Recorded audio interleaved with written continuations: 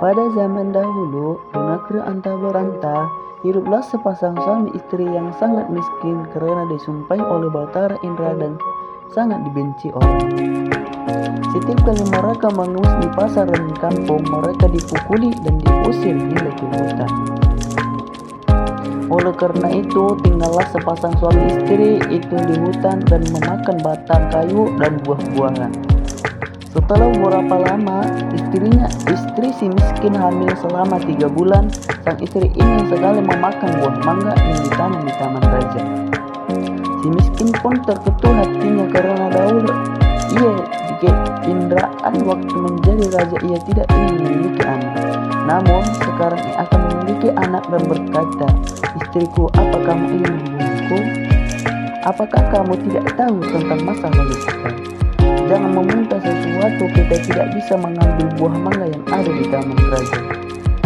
Setelah istrinya mendengar perkataan suaminya itu, ia semakin menangis. Lalu suaminya berkata, "Diamlah, istriku, jangan menangis. Aku akan mencarikan buah mangga itu dan memberikan kepadamu." Istri pun berhenti menangis. Lalu si miskin pergi ke pasar mencari buah mangga. Setelah sampai di pedagang buah mangga, ia ragu untuk meminta buah mangga karena ia takut orang akan memukulinya. Pedagang buah mangga pun bertanya, "Hai miskin, apa yang kamu inginkan? Jika Tuhan mempunyai belas dan kasihan, berikanlah saya sebiji buah mangga yang sudah busuk." Orang yang berada di pasar pun menjadi iba karena mendengar kata-kata si miskin itu. Lalu orang yang berada di pasar tersebut memberikan si miskin buah mangga, makanan dan bahkan pakaian serta buah-buahan lainnya. Si miskin pun heran karena biasanya ia diusir, dipukul hingga dilempari kayu dan batu. Setelah ia berpikir seperti itu, dalam hatinya ia pun pergi ke hutan untuk menemui istrinya. "Istriku, ini buah makanan, pakaian dan beberapa buah-buahan." Kemudian istrinya menginjak-injak apa yang diperoleh si miskin tersebut sambil menceritakan apa yang terjadi. Istrinya pun menangis dan tidak mau makan jika bukan buah mangga yang ditanam di taman raja dan berkata, "Biarkan saja aku mati." Si miskin pun sangat terpukul melihat perbuatan istrinya. Kemudian ia pergi menghadap Maharaja Indradewa yang saat itu sedang mengadakan pertemuan raja. Lalu ia masuk ke dalam dan baginda raja pun bertanya, "Hai miskin, apa yang kamu inginkan?" Si miskin pun menjawab sambil bersujud, "Tuanku, ampunilah hamba datang ke sini ingin meminta buah mangga yang sudah jatuh ke tanah. Tuanku, apa yang kau inginkan lakukan dengan buah mangga? Apa yang kamu ingin dimakan, tuanku?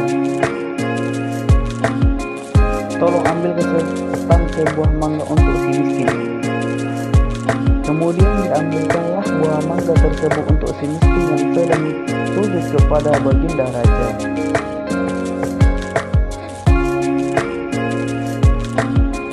Setelah itu si miskin pun berjalan pulang ke rumahnya. Setelah dilihat oleh sang istri akan si miskin datang membawa setangkai buah mangga, ia pun tertawa senang sambil mengemaskan buah mangga yang tersebut. 3 bulan kemudian, sang istri menangis ingin makan buah nangka yang ditanam di taman raja. Dengan cara yang sama, si miskin pun mendapatkan buah nangka yang ditanam di taman raja untuk istrinya. Selama istri si miskin hamil, banyak makan, pakaian, beras, dan peralatan yang diberikan kepadanya. Pada waktu yang baik dan tepat pada malam hari 14 bulan itu, bulan bersinar terang. Kemudian pada waktu itu juga istri si miskin melahirkan seorang anak laki-laki yang sangat baik dan penampilan dan tampan. Anak itu diberi nama Marakarma yang artinya anak di dalam kesulitan. Dengan takdir Allah Subhanahu wa taala melimpahkan kepada hambanya, si miskin pun mengambil tanah untuk membuat tempat tinggal untuk keluarganya.